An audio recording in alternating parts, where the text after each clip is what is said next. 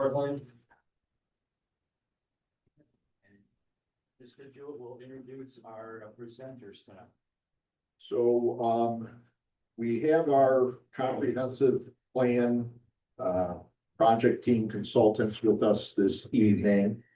To talk a little bit focused on, the role of the planning commission and ZBA in this process. Provide you a little bit of an update. I'm sure people find it of interest.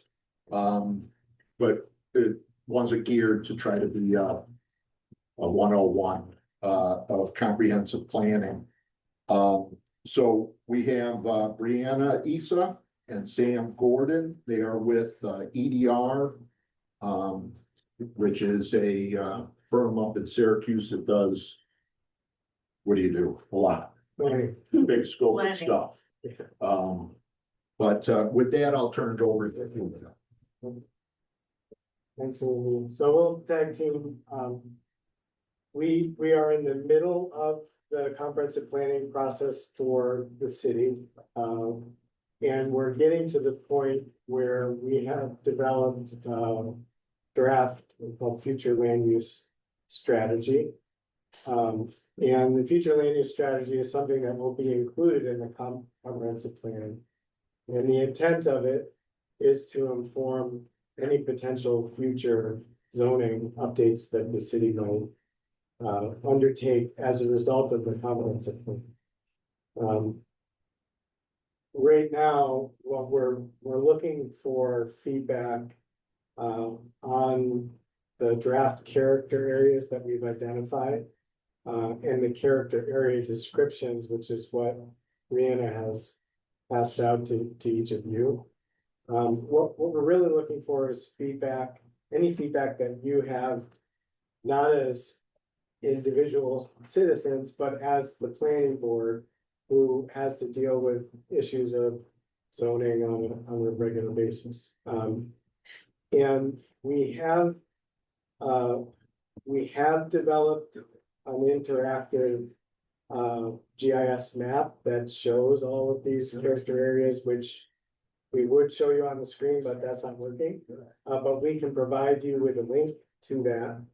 And essentially what we're looking for is a consolidated set of comments from you as the planning board on this draft.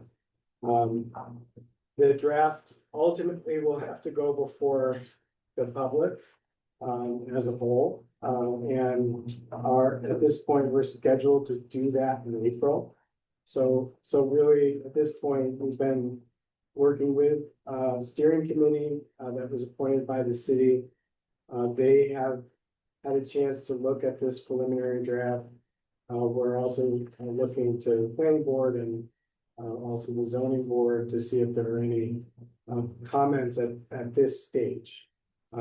So that's why we came here tonight, just to give you an update on what we're looking for, why we're looking for it, and essentially how we're looking for it, which is, again, not from any one of you as an individual, but as a body that deals with such matters. What are your reactions to this?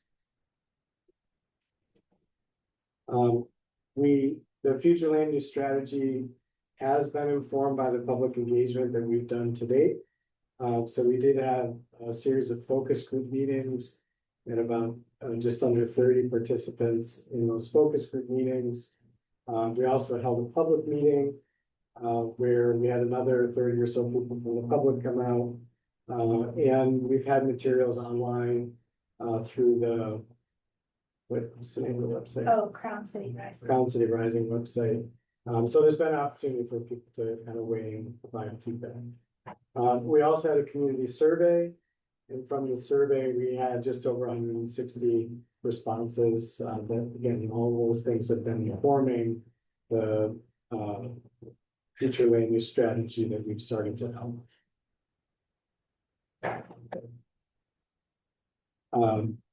So really,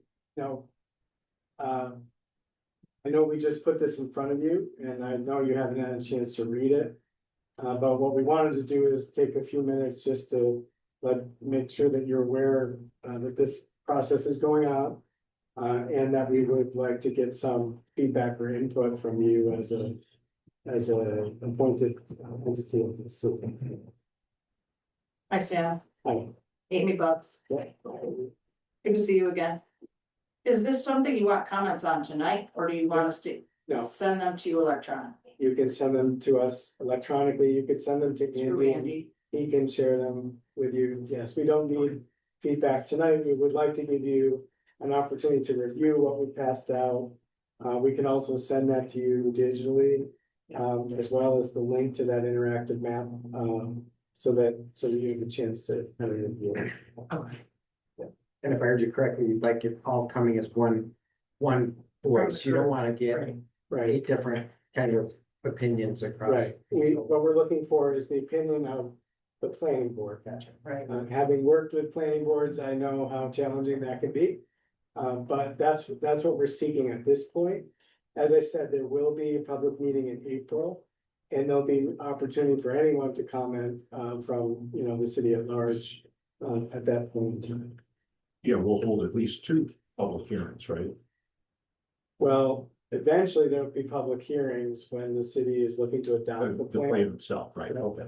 But that public meeting in April will be an opportunity for folks to come in and learn more about what we've been More doing and provide. Public forum, Yes. information sharing, Yes. yeah.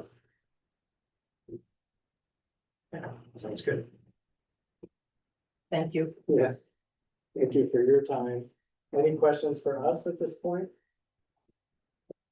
So if you folks want to send me whatever your thoughts, comments, questions are, I can format it all up for everybody, send it. Is there a timeframe? Yeah, what's the time frame would you like to provide since you're responding?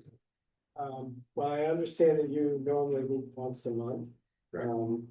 It would be, if we could get this by the end of this month, that would be helpful for our process. Recognizing, I know you're all volunteers and have other things that you have to do. I could put all of your comments together. Send it out in advance of the March 2nd meeting. Yeah. And, if there was anything you wanted to add or discuss further before submitting it, we could do that at the March 2nd meeting. Does that sound good? Good. Yes. Thank you. Thank you. Thanks for your time. We appreciate Thank it. you very much.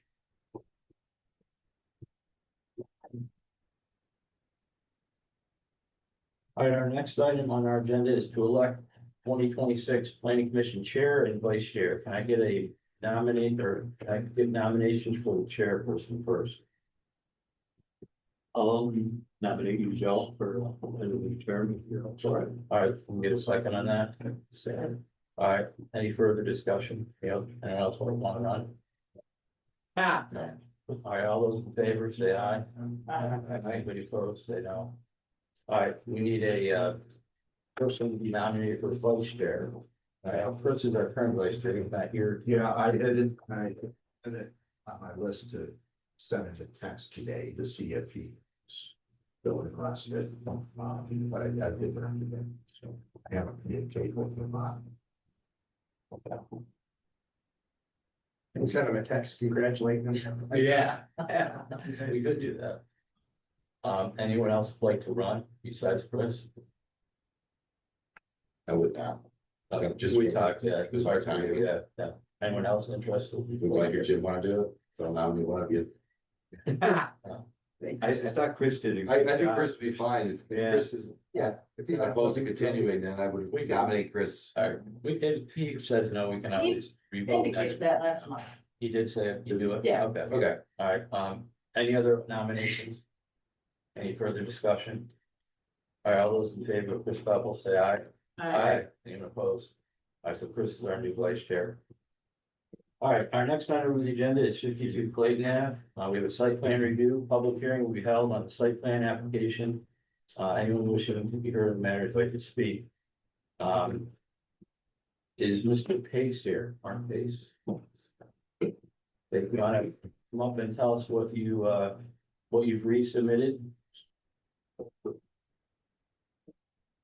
One second. That's okay.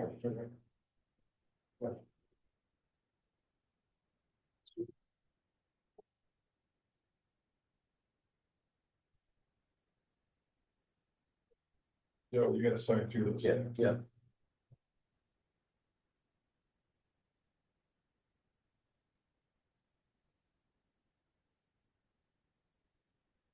That for both properties? Yes, both around there. So you need to make sure the county clerk gets off of both properties. That's it.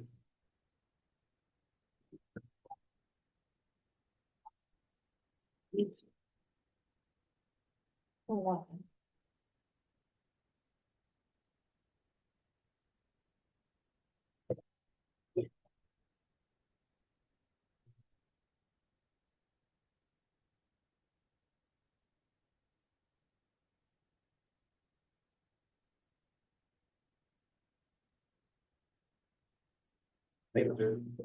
Appreciate you guys.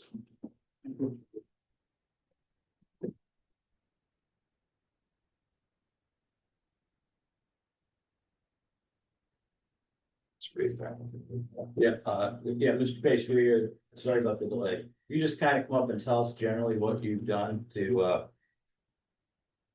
modify your proposal.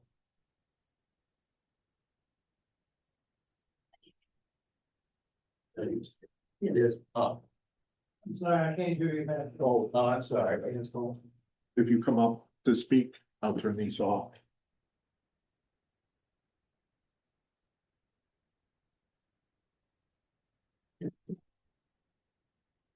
Oh, beautiful.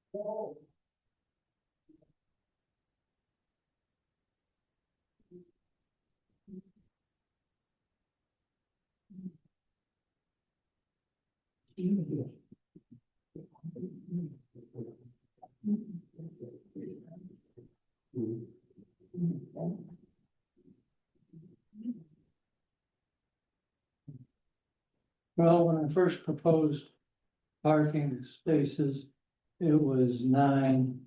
And 8 or 9, and we dropped it back to 6. And these are.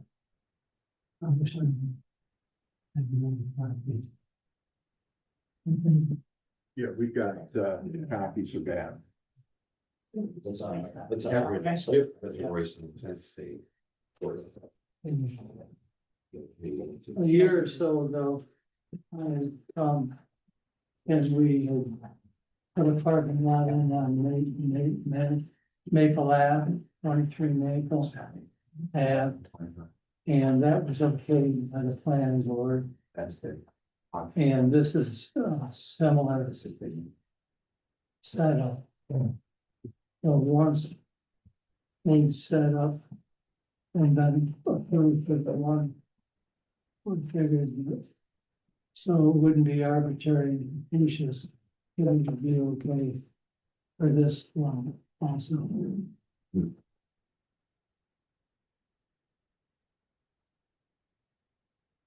You're going from 9 down to 6 spots, basically. Pardon me? You're going from 9 down to 6 spots. Oh, you yeah, said? that's 6 6, okay, with a retention pond. right. I did read through that. Yeah.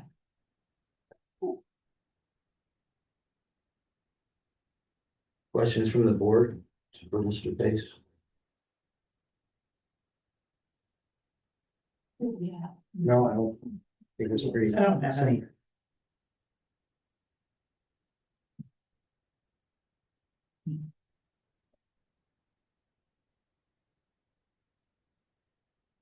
I mean, it looks like the ZBA has approved everything, county planning has approved everything.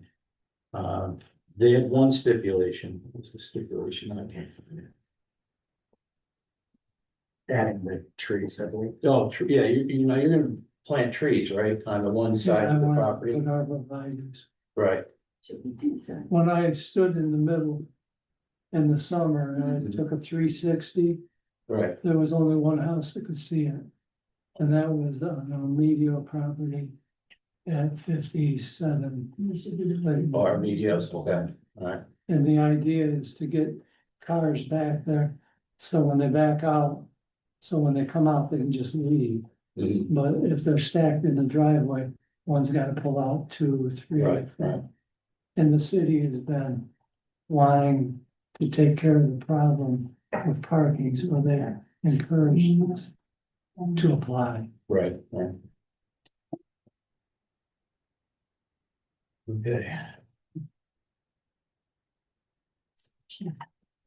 Any questions from the board? We,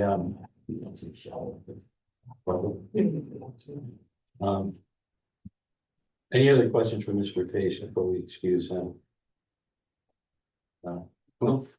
Okay, is there any else from the public that would like to speak in regards to this proposed action? Come on up and tell us who you are and what your feedback for us is.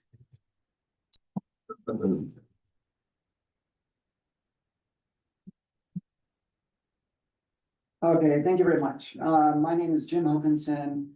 I live at 22 Stevenson Street with my wife Carrie Fries. The back of our property comes up with the property line of 52 Clayton. And we met several of you here on November 3rd at a previous planning board meeting. And obviously our position has not changed. We're asking the planning board not to approve this site plan. Our reasonings were in the minutes from our last meeting and the video from our last meeting. A couple points came up at the last meeting that I would like to address. And that you folks raised. One was that since Clayton Avenue was always or has always been student housing, that adding an additional backyard parking lot at 52 Clayton, that there would not be a significant change in the community. And I think that is incorrect. That's just simply not true. So the properties at the top of Clayton Avenue, so 50 Clayton Avenue, so right before 52, that was purchased in 2017. 52 was also 2017. Next to us on Stevenson was 2014. So some of those properties at the top of the hill were only recently changed into student housing. So your job is to determine if that has a significant effect on the neighborhood, and that will. And the neighborhood is not just Clayton. The neighborhood is Stevenson Street, it's down to Pleasant Street, it's West Court Street, it's Harrington, all of that area, that's our neighborhood. And actually, it's our this is my definition of a neighborhood. When our kids were young, they went down and played with friends on West Court, friends on Harrington, and actually 50 Clayton. So we had friends at 50 Clayton. That's our neighborhood. And now that is changing. And so when do you stop? Oh, we'll put a big backyard parking lot at 52. Well, what if the ARC decides to sell their property on Stevenson? Student housing buys it and wants to put in a big backyard parking lot. Well, we've approved it for 52. Let's approve it here. When does it stop? There's also a big parking lot right now on the corner of West Court and Stevenson. And that was approved over the summer and fall. I don't know. So that is in fact changing our neighborhood.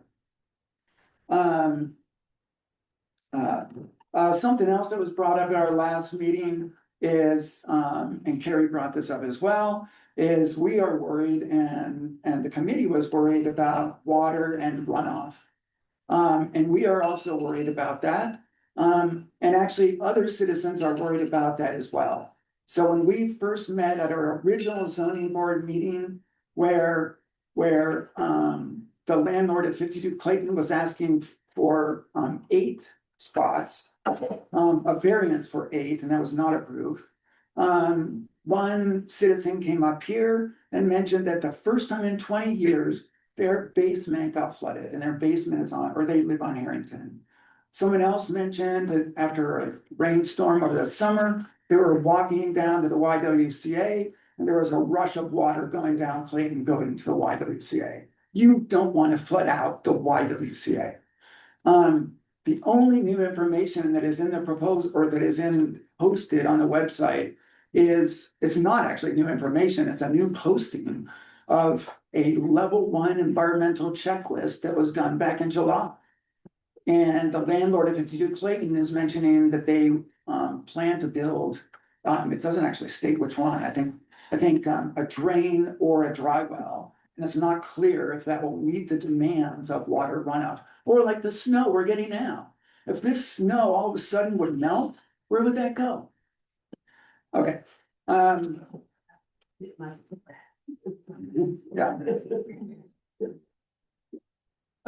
So as we got information for this meeting on Thursday, I quickly went online to look at the minutes to remember what we talked about on November 3rd. And actually, we found some mistakes that were recorded in those minutes. These are actually pretty important mistakes, or they're pretty important. One mistake that was made, and actually this has been stated at this planning board meeting on November 3rd, and also at zoning boards meetings that we've gone to, is that stacking is against the city of Portland code, and that is not correct. No place in the city of Portland does the term stacking appear when it's talking about residential housing. The only time stacking appears in the Portland code is like when you go get a coffee mania, and you're stacked up behind people, or stacked up behind people like going through Burger King. But in terms of residential, there's no such terminology as stacking. What is used is that a car cannot pull out and sit in the road to allow another car to come out. So that's what is in the code. But stacking itself, one behind another, is not in the code. And this can be done. This can work out. Last time we met, I gave the story of my family over the summer stacking our cars, but whoever left first in the morning, their car was the last one in line. It also can work out, and so 20 Stevenson is Judd Seals. It's student housing. We just left. There were 3 cars stacked. They're always stacked there. Since we've lived there, and we're going in and out, we've never seen those students pull out and wait to have another car pull out. They figured it out. The last one that pulls in is the first one that comes out. So that terminology stacking is just not used. We found another mistake in the minutes, and this is actually a mathematical mistake. And actually, Carrie's going to mention this. So I'll tag off to Carrie.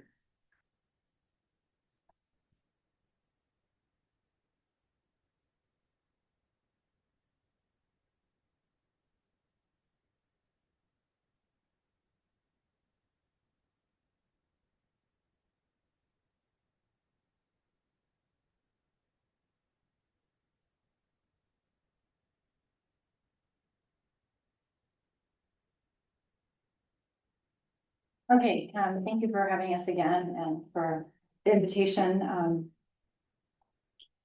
We appreciate it, and I'm gonna address the mistake that Jim mentioned. I'm just gonna read a letter again. Just to though clarify, we are at 22 Stevenson Street, and if you do a 360, you definitely see what's happening.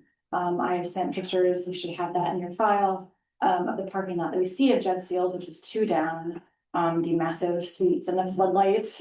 I see now that my daughter was studying abroad in Scotland this semester, so I've been hanging out in her room, and at night, the poor thing, like if I had you sleep like this for several years, you see those lights coming in, so we definitely see what's happening, down, Clayton Avenue on all those student houses. All right, so this letter is in response to the landlord of 52 Clayton Avenue. seeking approval of a paved parking lot to accommodate 6 additional cars beyond what can already be accommodated by the current asphalt driveway and 576 square foot 2-car garage. The house located at 52 Clayton Avenue is an R1 low density residential zoning district. Section 383 of the zoning law for off-street parking requirements adopted October 4th, 2022 and posted online under the City of Cortland website states the maximum number of parking spaces shall not exceed 200% of the requirement outlined in table 383, not plus of. Table 383 states that single-family dwellings that are non-owner occupied rental properties are required to have 2 parking spaces per dwelling. 200% of this would be equal to 4, not 6, 4. The zoning and code office has interpreted the law as allowing 6 spaces, not 4. There's no mathematical way possible to get to 6 from 200%, the 200% formula. The law then is being rewritten, not reinterpreted. Only the Common Council can change this 200% figure through a new local law. Furthermore, the precedent for this interpretation we could not find anywhere in meeting minutes posted online. Substantial change of interpretation of a regulation should be formally documented and discussed. In addition, it's our understanding that section 304, which defines the number of individuals who can reside in an R1 zone up to 3 unrelated, may have been changed to reflect square footage. Yet this change is not available to the public on the city website. This has a huge bearing on the number of parking spaces realistically necessary to not adversely affect the surrounding neighborhood and traffic congestion. We're not providing guest parking, we're just providing parking for residents. Before any decision is made, therefore, we respectfully request that you please provide us with a copy of the documented interpretation of the 200% limit, in addition to any new codes for defining a single-family dwelling and family that potentially support this proposal. If this can't be done, we urge you to please follow the current code until this documentation is made available. In addition, if there was no discussion of this 200% limit, then really it should be tabled until it is an agenda item with the Common Council and for public hearing. Thank you. And then I just want to close. This was in a New York Times article recently. You may be aware, Antonin Scalia, he's a former US Supreme Court Justice, appointed by President George Bush in 2006, and he was an ethicist. He says, it is the job of a judge to determine what the law is and to apply it, not to determine what it should be. Thank you. I'll just speak your face. All right, anyone else from the public like to make a comment? Make sure you sign in so we know who you are, please. Where did you sign in, shoes? John, 40 minutes. Oh, okay. Hello, Shannon Terwilliger. I live at 49 West Court Street, which is directly behind the property that we're discussing. I have noticed that trees have gone down, so I'm very pleased to hear that in future plans, there is a plan to add more trees because I can see right through into the back of this house. And a huge floodlight that comes right down my whole entire backyard. I get flooding in my basement already, so if the rest of the permeable surface in the back of that yard is covered, I can only imagine it will be worse. I have a 2-sump pump system right now to keep the water out of our basement. 6 parking spots, I think is ridiculous. I have 3 and I'm a family of 4. And we managed to make it work, packing cars out. I would like to say that I hope that you consider having fewer than 6. Or if that's what the code says is possible, I could live with that. And I would like to make sure that the floodlights in the back are dimmed down and turned down. That's it. I think my neighbor Robin might ask you as well.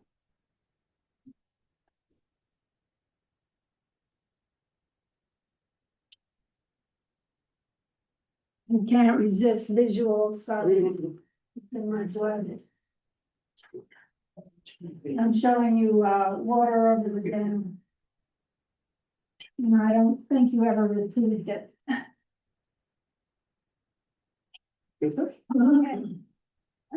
I just made a little map that shows the greenery in the area. I can look back to Clayton. The upper part of Clayton was always residential. I can tell you who lived in each house. because I've been there 41 years. The house in question this time is Sandy and Luella Gay, and they were there until just recently, always immaculately kept. I know the impact of the parking lot. That's all I'm here is to set the scene. The area you see in orange, that's what happened behind my house without me ever having knowledge of it. There's just a little tiny bit of green on those lots. If you look, the front yard is about it. And just like Shannon said, I have floodlights pointing into my bedroom. And the cars come in and out and so on. I would say if anything, and we have a water situation, because most of that property is paved. And I don't know the law, so I'm here kind of in an ignorant spot. But I have a feeling they're paved more than is recommended for our environment, etc. But anyway, I just wanted to tell you, it really does make a big difference to the neighbors. Had Judd planted giant arborvitae or something, maybe that would screen us from the lights coming in and the floodlight that's pointed not at their house, but at ours. But anyway, I just thought you'd be interested in seeing the impact of what those parking lots do to the greenery. So, and then I don't have anything at stake personally, just the neighborhood. That's it, thanks.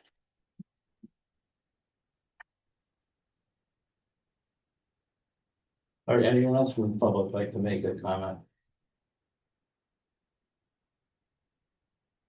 And now I think we have our city council here to explain some of the legal aspects. Is that correct? Sure.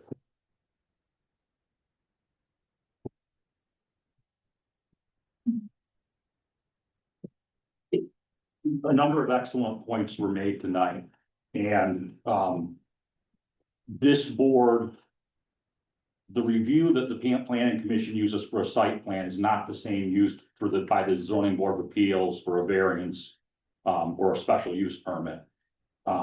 Really, when we're looking at a site plan, we're looking at three things: arrangement, does the arrangement comply with the zoning code? 2, parking, does it provide adequate parking for the use? And 3, physical features. The interpretation of the 200% being the number allowed plus 200% more is an interpretation that's been used by the city for a number of years. I think ever since Roy was code enforcement officer, that's been the interpretation he's been going by.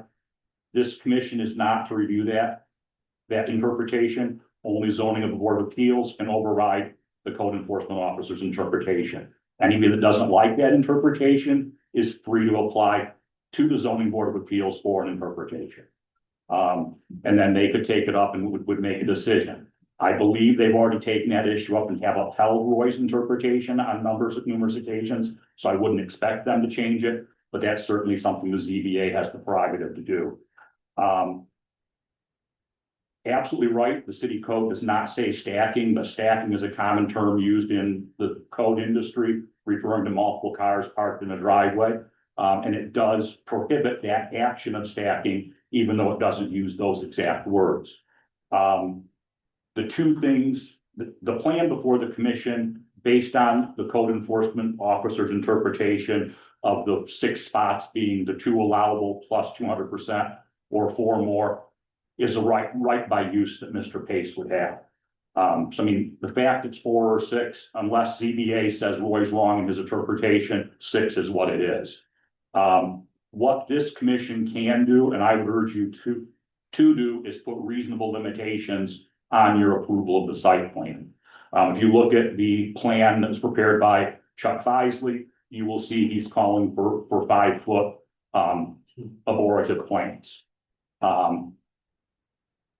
You can plant 5-foot abortive plants that will never be any more than 5 foot, or you can plant green giant abortive plants that will grow to be 20 foot tall. You know, so I mean, you could specify that you want them to be a type of abortive that's gonna quickly grow more than 5 feet. A green giant abortive tends to grow about 1 meter per year.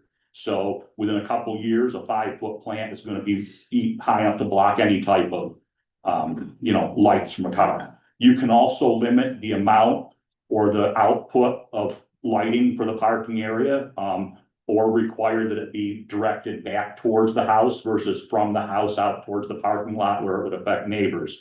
So those are conditions that you can place on, the requirement. Absolutely right, to change the zoning, it takes the common council to do so. You've already heard tonight from the comprehensive plan folks who will be putting forth, once that comes out, there'll be a total overhaul of the zoning code, which has been done in the past. So that will be coming up, and that involves a lot of public comment and public hearing. The new rental law has absolutely no impact on this application at all. That only affects the number of people that can be renting in a property. It doesn't affect the fact that that house is still designated as single family, which is entitles it to the 2 plus the 200%. Regardless of whether it's approved for 4 people, 6 people, 8 people, or 12 people, it would be entitled to 2 plus the 4. Because that's a zoning section, not the RCC. The RCC, the rental compliance certificate section, is online. It's not consolidated into the city code yet. There's a lot of things over the past couple of years that have not yet been consolidated into the city code, but they are available online. They're just in a separate section. You have to access code updates separately. Plus, they're also in the council minutes when council adopted it. The full text of the law is included there. Other than that, I don't have a lot. I mean, I do think the plan as it's submitted complies with our law as it sits today. Not saying that law is right, wrong, or indifferent. It is what it is today. I would note that runoff has been an issue that's been concerned. I'm not a professional engineer. Mr. Feisley is. He's put his stamp on it, saying that the proposal he's put on it will take care of runoff. I can't say if it will or it won't. Only time will tell that, although I can tell you that Mr. Feisley, I can't assume is going to put his license at risk by stamping a plan that wouldn't handle the things that he's required to have it handle. Any questions? All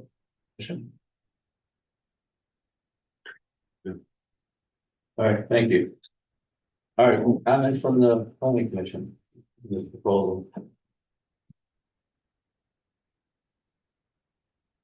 I read there's supposed to be 2 dry wells to compensate for the runoff. That's what I saw in one of the. If there's I read. You guys have, if this does go through, do you have anything you want added or prerequisites as far as trees or lighting going to be directed back towards the house? I think the lighting absolutely has to be changed as a good neighbor. Right, I agree. So we can make that part of the proposal, that the lights be turned back towards 50 rather than. For lighting, What's that? there's already a code for the lighting. It shouldn't be bleeding onto the neighboring properties anyway. So it's all a case of the lighting should meet code. Meet code, yeah, that's a good way to put it, John, yeah. I think he has addressed the runoff. What about the trees? Do you guys want to see as far as trees go? Could you guys speak up a little? I'm sorry. I had trouble with All that. right, wonderful. So we've got the lighting covered. It has to be like Jim said, according to code. He has 2 dry wells to address the runoff. The trees was the thing I wanted to address. You know, I'd want to see I'd like to see the bigger trees personally, that's just my opinion. Ones that are gonna grow 20 feet rather than just stay at 5. I would agree. So can we have those 2 prerequisites? Anything else you guys want added? Repeat about the tree, the details of Giant that. arborvitae. Giant, yeah, giant arbor by. Yeah, Did you reference the height? well, yeah, they start out at 5 feet and then they go up as high as 20 feet. I'm 5 feet. I can't block a thing. Well, that's why we don't want to just stay with the 5 feet, Robin. I'm with you, All right, So is there something that's gonna like monitor, so when there's 6 more spaces, you'll have 12 cars total, because you already can have 6 in this current space. So is there something that we can add in there that monitors or that prohibits more than 6 cars? Because this is what we're seeing. And this is what's been gone over and over in all the zoning and planning that we're adding, should be 4, to this space. And so it's expanding the current 4 to 6 that he already has. So can we address that there's gonna be monitoring or something? Also, can we also prevent this from happening until we see these trees actually grow, so we don't have 5 to 10 years of all this coming and going and lights and parking? So maybe we could add a little helpfulness to the neighbors, as opposed to just promoting the landlords in the community. Really, really urge you to consider the neighborhood and consider us, please, in this debate. As far as the stacking goes, he's only allowed to do that because it's a prior non-conforming use. Once that prior non-conforming use has been eliminated, he can no longer continue to do that. So that will go away because he will have 6 spots. So he's entitled to 6 spots now, but they're stacking because it's a prior non-conforming use. Once he has 6 real spots, that non-conforming use goes away. So that's a non-issue. So can we make sure we enforce that if stacking is seen, can we somehow address that to the code? I can't, we have a Okay. parking plan on file right now, Okay. then he's in violation of Okay, zoning law. Sure. If any of that parking is in front of the house, even if it's in the driveway, can't, yeah, I can issue front yard parking ticket. okay, good, so we can address that. The trees, I mean, we're asking for 20-foot trees, I don't know what else we can do, I mean, Right, so I just want to address that too. I mean, that's gonna So for our take years to neighbors, grow, but that's- at least you've got something that in the next 20 years, you're not Right. gonna have to look at that So parking lot 20 for foot 20 years. it's great for us to not see it, but then you're. If the lighting is addressed, though, you won't have, you You're shouldn't shading have that yard, so you're additional. really changing the nature just to have someone be able to. I mean, if you saw like the big picture, how like crazy this all is, and that, but like, it's not really fair to then, I mean, of course, we don't wanna see it, we want the trees, but then the trees are gonna prevent all the shade, so our garden is gonna die. So again, these have compounding effects, what you see is very little decisions to appease, somebody who, is coming in and making things pretty for students or whatever the reason. But it really has compounding effects. And I really wish you would consider that in the big picture, when you make this decision. Okay, And thanks for your input, appreciate it. All right, let's move on. Can I have a motion to either approve or deny this request? I'll give you a motion to approve it. All right, can I get a second? 1 second. Second, any further discussion? All right, all those in favor of approving this request, say aye. Aye. Anyone opposed? Motion carried. Joe, let me just confirm, let me verify our conditions, so. Yep, get the lighting has to be reversed, 20-foot, the trees that are gonna grow to 20 feet. They're going to need to address the drywall, second drywall plans. So the parking is gonna be adjusted, that's not gonna go. Right. It's a 6 spots or. Yeah. Set up. All right.